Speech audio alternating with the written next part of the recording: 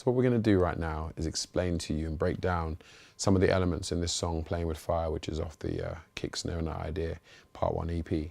This particular song features a Carla and Dirty Goods, and really it's kind of a swingy, kind of happy fantasy kind of record with us doing double time over it. But I want to show you the elements and the reason why it works a particular way. So if you can just show the track.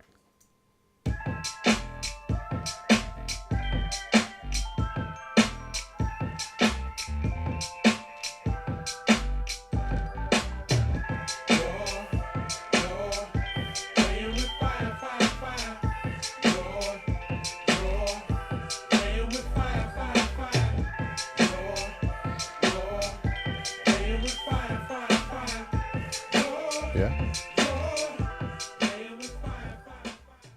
So that's kind of like the first few bars of the song.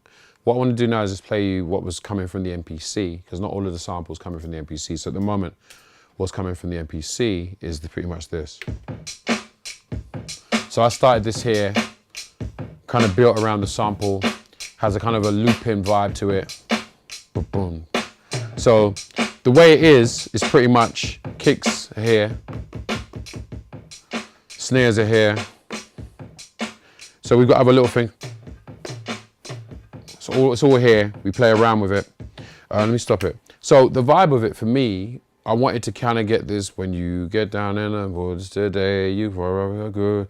So it's kind of a loping kind of vibe. I don't know the explanation of exactly what rhythm that is, but it's kind of a loping leading beat. And that was the beat. And because the double time would be the kind of percussion around the beat, we didn't program it so that it would have too much going on. Didn't need to do all that. It just needed to be kind of simple, and then the vocals would be the things that walk all the way around it. So we're going to show you some more bits now of the different styles of things and the different elements in there.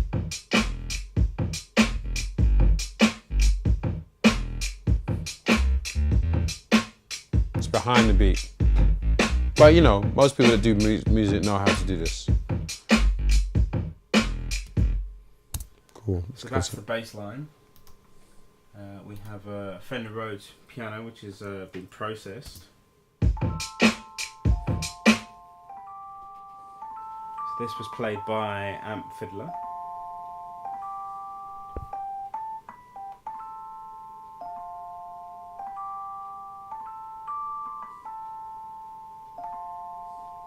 I'll bring in this clavinet. You're playing with fire, fire, fire. You're playing with fire. It's Julie Dexter, right underneath of that. But she's really underneath. That's why if anyone's wondering why we didn't credit her, she's there. She's credited on the record, but she's low. This is more about just kind of, you know, backing up someone else. So there's a glockenspiel there. That's right. I played that. That's right. He played glockenspiel. Bow to my greatness. No, but you know, it's all about the song, what the song needed. I've actually learned quite a lot from working with Ty, in the fact that, you know, he's kind of taught me how to, you know, kind of listen out for spaces in the song, you know, because often in the past I may have made some music, or I kind of overplay synths or keyboard parts, and I'm like, and you know, there's actually no space or room for any vocalist to actually sit on it, you know. So, you know, it's quite a valuable thing to learn, is actually create space in the music. You're the okie doke. Have to play low key though, kick it like Aikido. In your face, in the place, always trying to give it to the people. The unspoken word, really heard it all. Rap and spoken word, favorite final core. People know what they're doing when they tamper with the process. Trapped in dirt when I'm trying to see more than Captain Kirk on the Enterprise, we energize. Don't apologize, we epitomize. Anyway, the point I'm making is the beat is very static because I knew the rapping would be all over the place, all over the music, and we didn't want it to be like extra. You know, the other sound's not up. We didn't want it to be extra like that. It just needed to be lolloping so that the rap could fit in. I really find with production, it's really, sometimes there's a lot of overproduction in regards to the producer does everything. So the rappers just have to rap, and it's like, really, sometimes it's nice to just create a sound bed where the rap has to then move the song. And that's what we did, and that's why Playing Fire is what it is.